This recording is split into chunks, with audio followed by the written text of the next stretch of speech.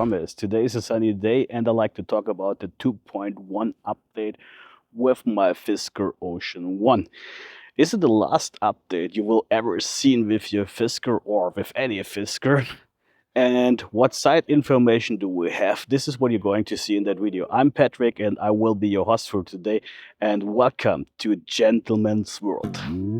2.1 is installed on my car and it comes with two badges, and see what actually this version should bring. So as you can see here, solar sky performance enhancement, improvement, 12-volt battery management, enhancement to the driver display, other bugs fixed, and performance enhancement. Is it really true or not? Talking about the sunroof, yeah. So as you can see, like on the right hand side where I'm showing you the total amount of what we got out of the sunroof so far, they said it enhanced. I have to say, I'm not really sure if that's true. At least you can see we got some energy out of it over the last 6 months as it was being activated. Because as far as I know, it came with the 1.10 or 1.11 update, which was published in January already. So I have to say, past the half year through, we didn't get so much out of it as it was supposed to be. But anyhow, as we all know, there are a couple of promises which we haven't held. So what else did we, recognized with the changes, which they said, yeah, there are a couple of changes, as you can see in the screen.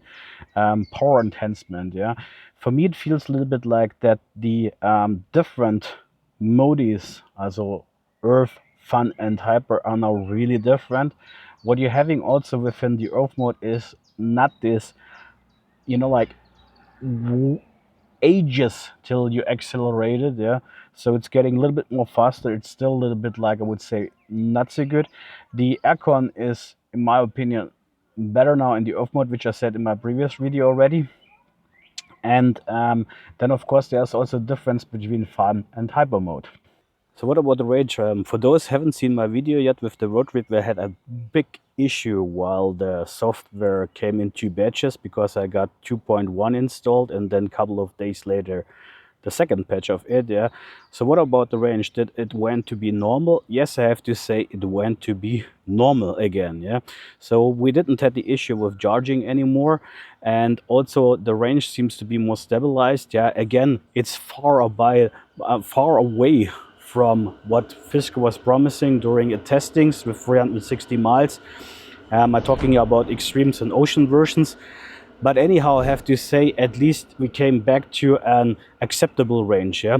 What I have to say, especially when you're going to the German Autobahn and you drive more than, say, 120 kilometers, which would be approximately 70 miles roughly, yeah. Then of course the energy consumption is exponential growing, which is a pity, I need to say. Of course, the car is big, very big. Is there anything else which changed within the update? Well, at least we don't get consistently this annoying pop-up in the tiny screen that the charging hub is opened. But anyhow, I have to say, all the other failures and stuff like that are permanently still coming off, yeah. I still don't have a lane assist walking, yeah. We don't have any traffic light assistant, which was there already. So I have to say, since 2.0, I feel that this updates are very downgraded, yeah. And also what I have to say, and this came back what I said to my intro, why could this be the last update? Yeah, well, because if you look, for example, on the hearing last week, which happened to their Chapter 11 hearing, they said in that hearing that they like to sell everything with the 4,300 cars to American Lease, which means also they like to open up the software for them. That means, either American Lease is just able to maintain their existing fleet and update this, for example, because they're working with Uber and Lyft. Maybe they like to get some Uber and Lyft software into that car, or just maintenance their car. It could be also that, for example, Fisker comes to the brilliant idea, yeah, that they maybe keep, which could be possible, their hands on the software, because we don't know whom is owning the software, yeah, as if the deal would be not happened. And that means that we would maybe be charged for that, yeah. But imagine, yeah, I just was today when I did this video on their homepage, and look what should be promised, or the promises that came in this year, what we happened. Winter mode should be already there. I have to say, I never seen a winter mode in that car. My sprinkler system is not heating. I don't have any winter mode things beside an, yeah, I need to say seat heating, which is not really heating, yeah. It's a little bit like maybe blowing your ass. Apologize for the wording, yeah. And I don't see too much, like things, but there should be also traction control, as you can see, winter mode is, yeah. There should be all the others function coming, and they still sell it today, by the way, while they saying in front of the hearing that they don't, like to develop it further than 2.1. So remember what was we got told in beginning of the year with their schedule assistant 3.0, 4.0. Do you still think that this car is going to get updated to these versions? Me personally, I don't believe that. That's my personal opinion, by the way. Yeah. So I have to say that's really weak. Yeah. Imagine also for all the people paid a full price, for example, as I did, because I paid the 75K total. I didn't get anything, like discounted on that car. I'm not being in the second row with the 60K when they already discounted. I will not get the promised Ocean 1 features, yeah. Plus, you have to say, even when you bought the car with 40K and you've been thinking about that all this other stuff will come through, which is still, by the way, promising on their homepage, yeah, then I have to say that's a really weak and pity game from Fisker again, yeah. So you see, actually, like that's really an issue, yeah. The next issue I need to talk about is the call off with the water cooling system for the battery.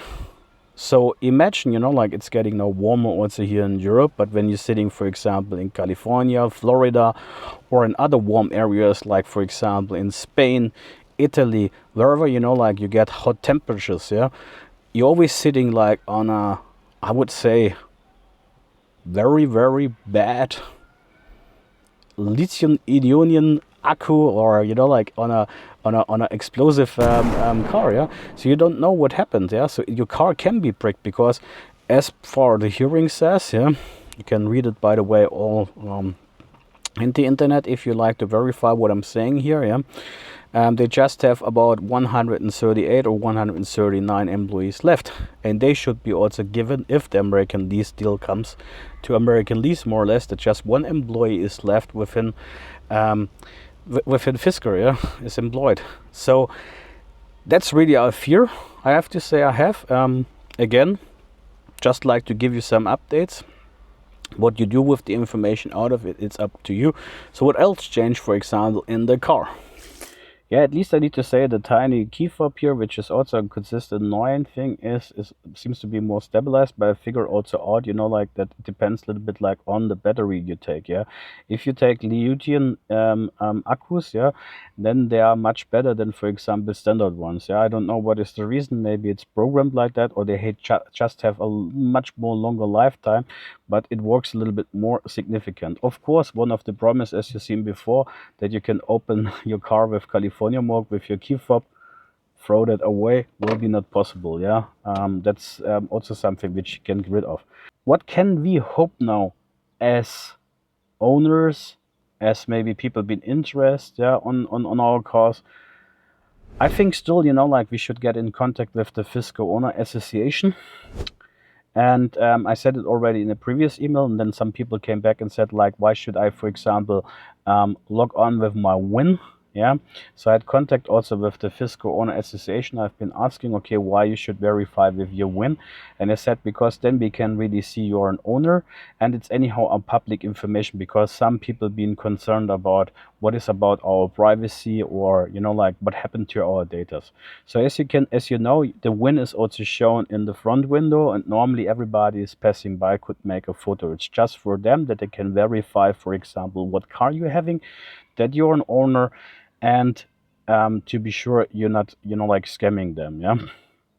So the other question I got with the Fisker Owners Association is why I like logged into the system and I didn't get any automatic reply email. Yeah, so they're working on that there will be automatic replies sent to you directly.